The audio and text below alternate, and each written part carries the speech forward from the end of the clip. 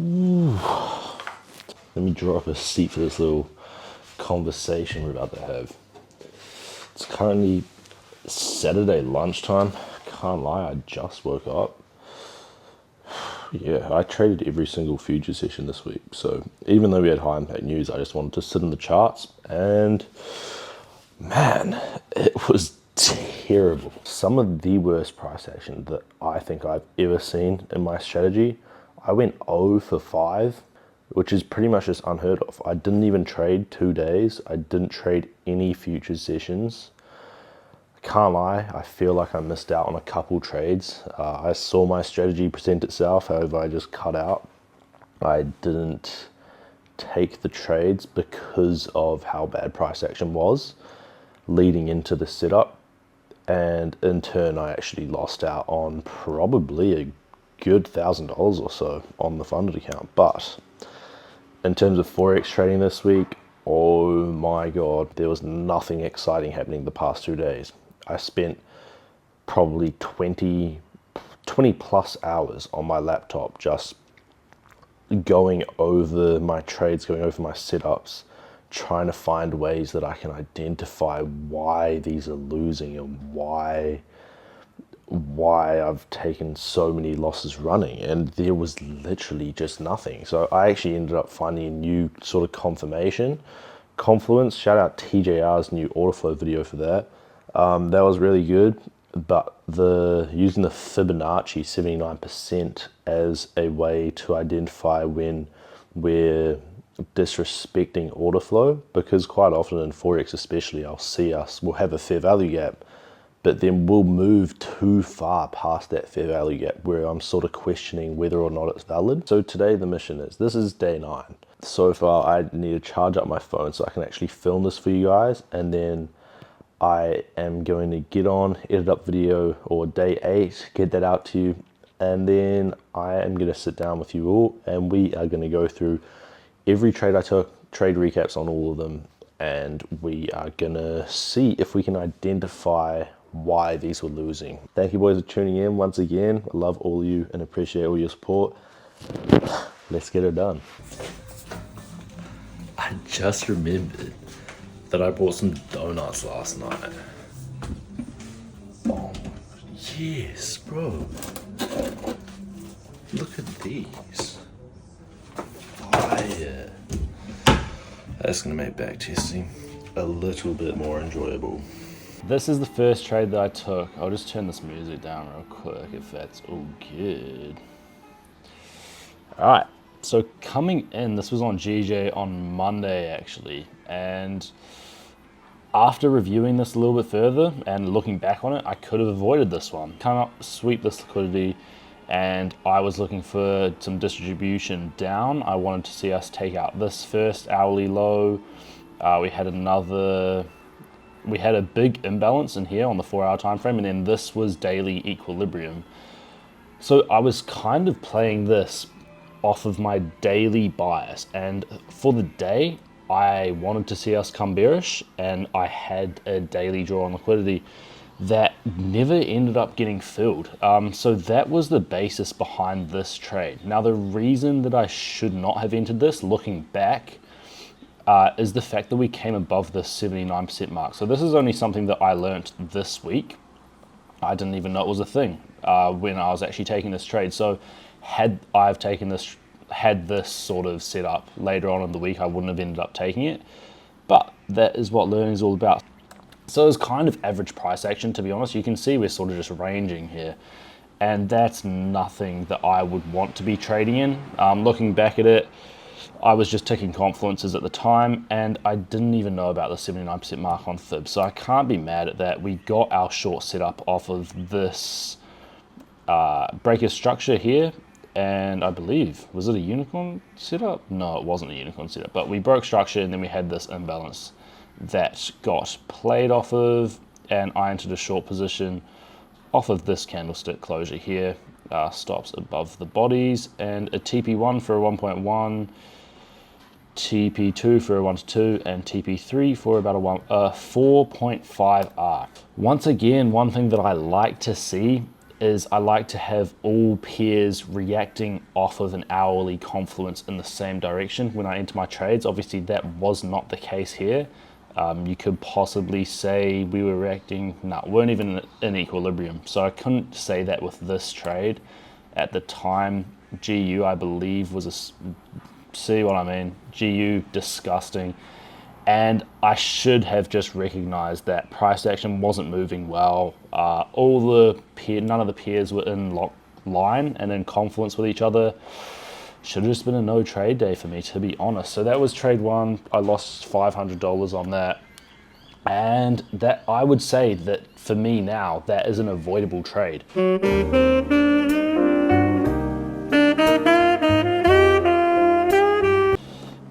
This is trade number two. This was a GU trade actually. So first thing to take into account is the fact that we're in an uptrend on this 4-hour time frame. Now we have inversed this fair value gap, but we were overextended, and I was looking for a long to balance out price action. So my targets were this hourly high here. We had an imbalance in here that I would have taken half profit at, and this hourly high up here for a final TP. Now you sort of see us create this low here, and then we come down and we sweep it. Is this really a valid liquidity sweep because of how deep we're sitting? That's sort of where it gets iffy.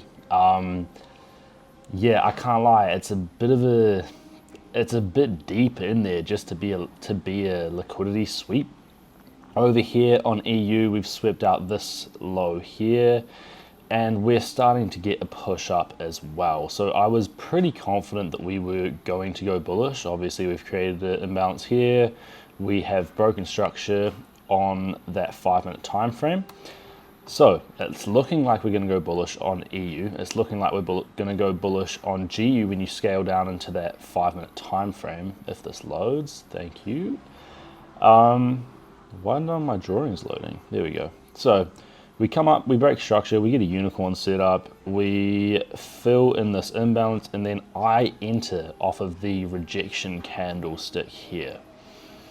This to me is a good entry. I put my stops underneath the liquidity sweep, and I had a TP1 set to this hourly high. Did I? I think I had a break-even point here. Like I was going to move my stops to break even as soon as we got past this. But regardless, that was the entry. It was a valid analysis if you consider this a liquidity sweep, which I did at the time. And this is a very clear setup. I would take this sort of 5 candles here 100 times out of 100. Love that setup. I've played off it heaps. So after that, this was the most painful loss of the week.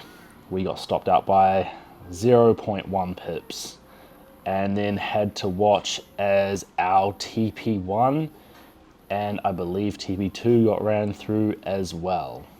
Why is this lagging so much, man? There you go. So TP1, we had a TP2 in here, and then TP3 got smacked as well. So literally the most painful thing you can see, you get stopped out by 0.1 pips and then watch it get ran through. Obviously, this was AMD, quote unquote. You get an accumulation, a manipulation leg, and then a distribution. I believe that's what you guys are playing it. But this was also affected by a bit of news as well. It was a high impact news day here, but did suck to take this loss. One thing that I could have used to avoid this trade was the fact that we'd just been sitting underneath this low for ages. And to think that we're gonna react, like a liquidity sweep is a reaction off of a low. Is this sort of zone here, is that a reaction off of the low? I mean, it's each to their own, but personally, I probably wouldn't consider that a reaction off of the low. This, in terms of a setup, is A+, but just that liquidity sweep, it is a bit dodgy, and it bit me in the ass today, which was unfortunate. EU, we ended up getting that leg up as well. Is that what EU looks like? No. God, it's taking so long to load today. But yeah, as seen here, we got the same thing. If I'd just taken the setup on EU, it would have been worked out in the favor. You see we come down into equilibrium, could have taken a long position off of this.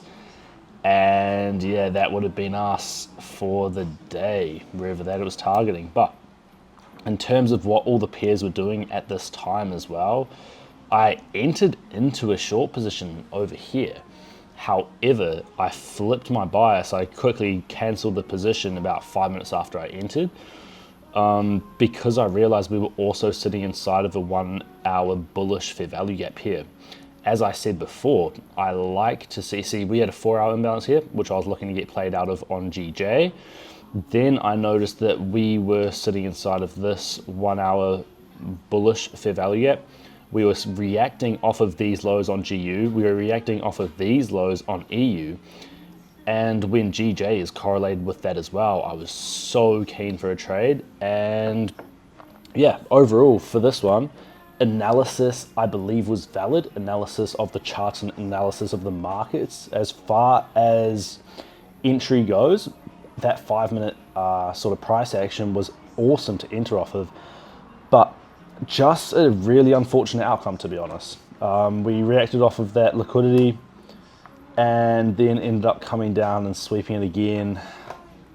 Yeah, that one really hurt to watch. Instead of making about a band, or it would have been about, I'd like to say that I would have made about 1.2, 1.3K off that. I lost 500, so rough trade to see. That was probably the hardest one of the week, but is what it is, and sometimes that is just how the game goes. But in terms of entry, that one was fine.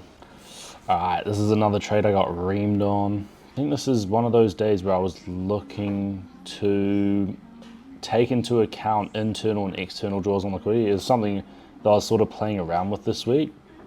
Or protected highs and lows, that was another thing. So we came up, down, created this as a protected low, and we came up again, and then we never quite pushed above it. So we had two protected lows, these were going to be my draws for the day, was just these two here.